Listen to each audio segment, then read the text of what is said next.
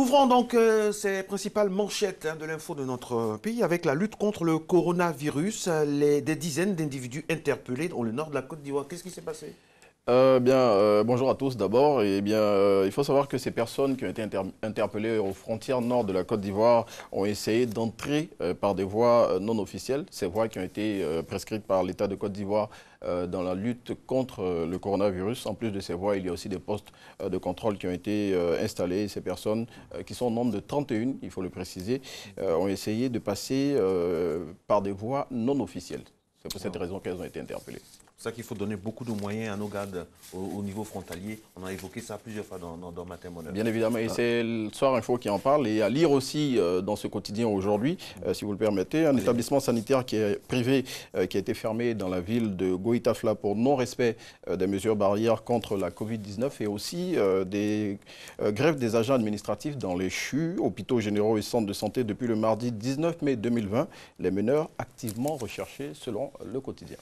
Ah, okay. Alors, la fête de l'Ascension s'est déroulée dans un contexte inédit hier, mon très cher Renaud. Oui, ce contexte, c'est celui de la Covid-19 qui, depuis plusieurs mois maintenant, impose son diktat à toutes les activités dans le monde. Ainsi, des dispositions particulières, marquées notamment par le respect des mesures barrières, étaient de mise dans les différents lieux de culte chrétiens ici en Côte d'Ivoire pour commémorer l'élévation du Christ. À cette occasion, nous dit le quotidien le matin, les prêtres et les pasteurs ont invité les fidèles chrétiens à prier pour la fin de la pandémie de la Covid-19.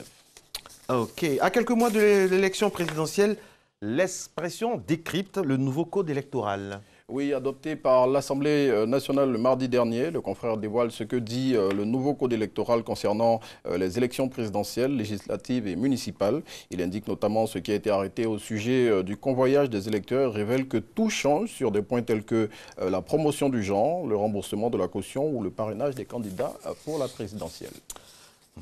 Le ministre Covenant Kwasi Adjoumani était dans la région de Lifou hier. Oui, le ministre de l'Agriculture et du Développement rural y était au nom du chef du gouvernement pour une remise de dons aux chefs et aux communautés musulmanes. À cette occasion, la chefferie de Daoukro, selon le quotidien Le Matin, a dit à l'émissaire du Premier ministre Amadou Gon Coulibaly, vous pouvez compter sur nous. Face à cette sollicitude, le ministre Adjoumani, toujours selon le confrère, a salué la sagesse des chefs de Daoukro. Cette visite de la délégation du Premier ministre à Daoukro a été un peu agitée. Oui, c'est ce que nous dit l'Inter, selon lequel des jeunes ont tenté d'empêcher l'arrivée du ministre Adjoumani chez le roi de Daoukro. Devant cette attitude qu'il a qualifiée de belliqueuse, le ministre Adjoumani, à en croire le confrère, dénonce une instrumentalisation de ces jeunes. Il y a eu des incidents à la Maca avant-hier. Oui, il y a eu des échauffourées entre des agents pénitentiaires en service à la maison d'arrêt et de correction d'Abidjan. Ce mercredi 20 mai 2020, selon l'Inter, le garde des Sceaux, ministre de la Justice et des Droits de l'Homme qui s'est rendu sur les lieux a demandé l'ouverture d'une enquête pour situer les responsabilités. Et toujours selon le confrère, le ministre Sansan Kambilé a précisé qu'il n'y a eu ni mutinerie ni évasion au sein de l'établissement pénitentiaire. Okay. On attend vraiment impatiemment les résultats de cette enquête. Alors, on referme la revue de presse avec plusieurs chiffres, mon très cher Renaud. Oui, et le premier, c'est celui-ci. Plus de 34 000, c'est le nombre de personnes guéries de la Covid-19 en Afrique à la date d'hier, jeudi 21 mai 2020, selon l'Organisation mondiale de la santé.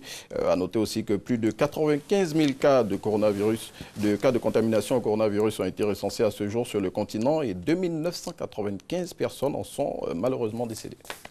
C'était la revue de presse et voilà, moi j'ai un chiffre pour vous aussi. Hein. C'est lequel? Le chiffre 1. Ok. L'unité de la matinale. C'est bien cela. C'est vrai, c'est ça? C'est okay. bien cela. Alors, Renaud, je vous connais très bien. Je sais que vous aimez beaucoup Mewé. Vous aimez bien la Bissa. C'est le meilleur artiste, selon moi. Vous aimez bien les soupes donc, de ce magnifique endroit. Vraiment, ça nous fait saliver. Et donc, vous connaissez bien les Nzima Kotoko. Quand vous dites Nzima Kotoko, qu'est-ce qui vous vient tout de suite? Mewé. Mewé.